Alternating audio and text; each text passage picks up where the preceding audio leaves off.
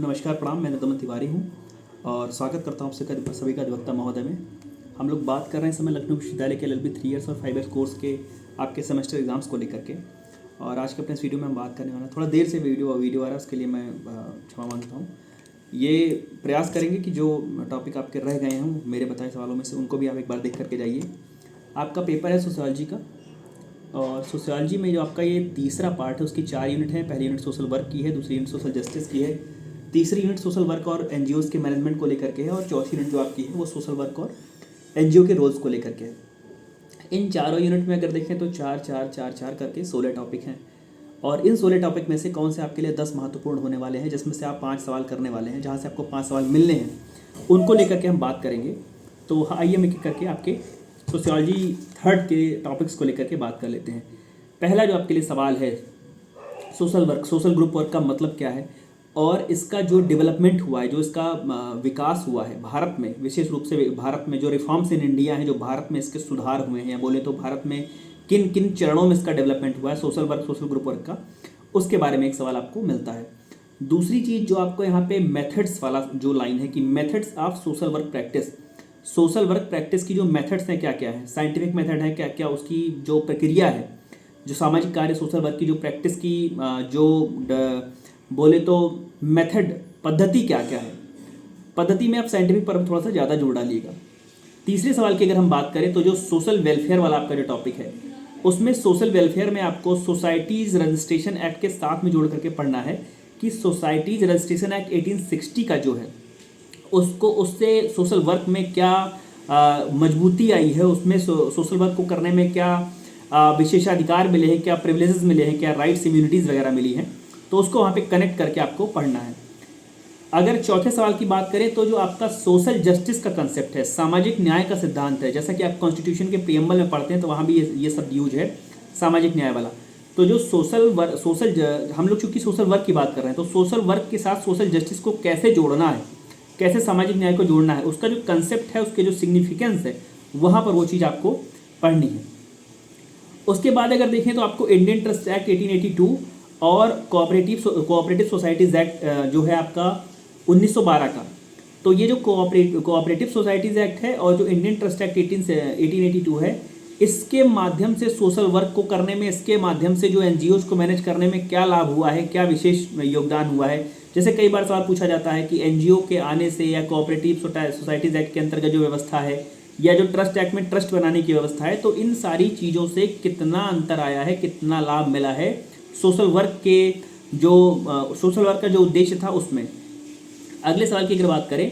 तो जो social change में सिविल सोसाइटी का क्या रोल रहा है, बोले तो जो सामाजिक परिवर्तन की जो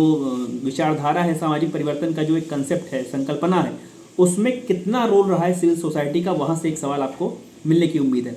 उसके बाद जो लास्ट लाइन है कि fields of social work practice, उसमें child welfare, women welfare, youth welfare, 3 topic है। मुझे लगता है आपके लिए यूथ वेलफेयर और वीमेन वेलफेयर पे ज़्यादा जो महिलाओं का विकास है और जो युवाओं का विकास है, उसको लेकर के क्या सोशल वर्क प्रैक्टिस की गई है, वहाँ से आपको एक सवाल मिलने की उम्मीद है। उसके बाद जो सोशल वर्क प्रैक्टिस की जो एथिक्स है, जो उसके लिए जो बोले तो आचार विचार बताए गए हैं, जो कोड बताई गई है, संहिता बताई गई है सोशल वर्क प्रैक्टिस के लिए, वो क्या है, वहाँ से एक सवाल आपको मिलने की उम्मीद है। उसके बाद एक UN एजेंसी का सवाल है कि UN एजेंसी में सवाल टॉपिक है आपका कि UN agencies and social development, तो सोशल डेवलपमेंट में UN की, यूनाइटेड नेशंस की एजेंसीज ने कितना रोल प्ले किया है, कितनी अहम भूमिका निभाई है, एक सवाल आपको यहाँ से मिलने की उम्मीद है। मैं फिर से दोहरा दूँ, 4 यूनिट है, पहली सोशल वर्क पर है, दूसरी सोशल जस्टिस पर है, सामाजिक न्याय पर, तीसरी सोशल वर्क और NGOs के मैनेजमेंट पर है, और चौथी सोशल वर्क और NGOs के रोल पर है। पहली यूनिट में जो आपकी बात है वो मीनिंग की बात है, वो डेवलपमेंट की बात है, वो मेथड्स की बात है, कितने कि कैसे इसका सोशल वर्क का क्या होता है, सोशल वर्क का जो डेवलपमेंट हुआ है कैसे हुआ है, कौन से इंडिया में रिफॉर्म्स हुए हैं, कौन से ऐसे सुधार हुए हैं जहाँ से चीज़ें आई हैं, और जो सोशल वर्क के लीगल चैलेंजेस हैं, वहाँ उन सब चीज़ों को अगर साथ जोड़ा जाए तो वहाँ से आपको 2 सवाल मिलने की उम्मीद है। दूसरी यूनिट है सोशल जस्टिस, सामाजिक न्याय, सबको हर प्रकार का न्याय मिलना, आर्थिक आज़ादी, आर्थिक न्याय मिलना, सामाजिक न्याय मिलना, सांस्कृतिक न्याय मिलना, यहाँ तक कि ये सारा का सारा न्याय जब इकट्ठा करेंगे तो आपको सामाजिक न्याय की संकल्पना समझ में आएगी। और सोशल जस्टिस जब आप पढ़ रहे हैं तो सोशल जस्टिस का जो कंसेप्ट है उसको प्रीएम्बल के साथ, कॉन्स्टिट्यूशन के प्रीएम्बल के साथ जोड़ने का प्रयास आप कर सकते हैं। और जो इंडियन कॉन्स्टिट्यूशन में इस प्रकार की व्यवस्था की गई है, इंडियन कॉन्स्टिट्यूशन में डीपीएसपी में, directive principle of state policy में, या फंडामेंटल राइट्स के माध्यम से कहीं पर यदि ये कोई ऐसी कोई व्यवस्था की गई है कि सोशल जस्टिस को कैसे आप प्रोवाइड करेंगे, सोशल जस्टिस को कैसे डिलीवर करेंगे, तो चीज़ों को वहाँ से आप जोड़ने का प्रयास अपने आंसर में कर सकते हैं। सोसाइटीज रजिस्ट्रेशन एक्ट की बात कर लें और इंडियन ट्रस्ट एक्ट की बात कर लें, कोऑपरेटिव सोसाइटीज एक्ट की बात कर लें, इन सारे एक्ट का जो यहाँ पर देने का उद्देश्य है वो इन एक्ट के बारे में पूरा का पूरा पढ़ना उनको रटने से नहीं है। उनका केवल इतना मतलब है कि सोशल वर्क को करने में जो नॉन गवर्नमेंटल ऑर्गेनाइजेशन है, जो गैर सरकारी संगठन है, जिसको हम एनजीओ बोलते हैं, तो एनजीओज के काम में कैसे इन एक्ट्स की भूमिका रही है, एनजीओज के काम में कैसे सोसाइटीज रजिस्ट्रेशन एक्ट के द्वारा सोसाइटी रजिस्टर कराना, कैसे इंडियन ट्रस्ट एक्ट के द्वारा ट्रस्ट रजिस्टर कराना, कैसे कोऑपरेटिव सोसाइटीज एक्ट के अंतर्गत सहकारिता वाली समितियां रजिस्टर करा करके सोशल वर्क करने का प्रयास किया गया है। ये सवाल इस प्रकार से बनेगा। और जो चौथी यूनिट है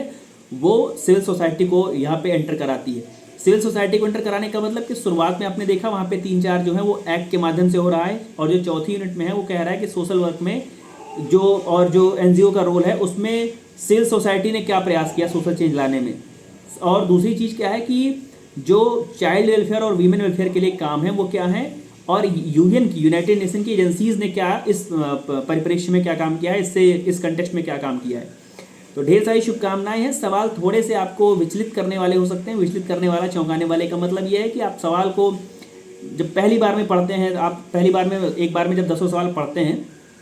तो आप प्रयास करते हैं कि 5 वो सवाल मिल जाते जो आपने पढ़ा हो, जो आप बेहतर कर सकें। लेकिन मुझे लगता है कि ये ऐसे पेपर हैं कि जिनको आपको कम से कम 2 बार पढ़ने की आवश्यकता पड़ती है, क्योंकि कई बार 5-6 लाइन का कोई एक कंसेप्ट दिया होता है और उसमें से पता बाद में ये होता है कि सारांश उसका ये है कि आपको लिखना सोशल जस्टिस के बारे में, कहीं ऊपर एक बहुत बड़ा सेंटेंस दिया होता है।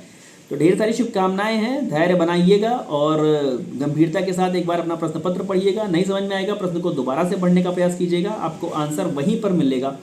ढेर सारी शुभकामनाएं आप सभी को। आपका जो भी अगला पेपर यदि होगा तो उसके सवालों को लेकर के मैं समय से उपस्थित होने का प्रयास करूंगा। तब तक जुड़े रहिए मेरे साथ। धन्यवाद। प्रणाम।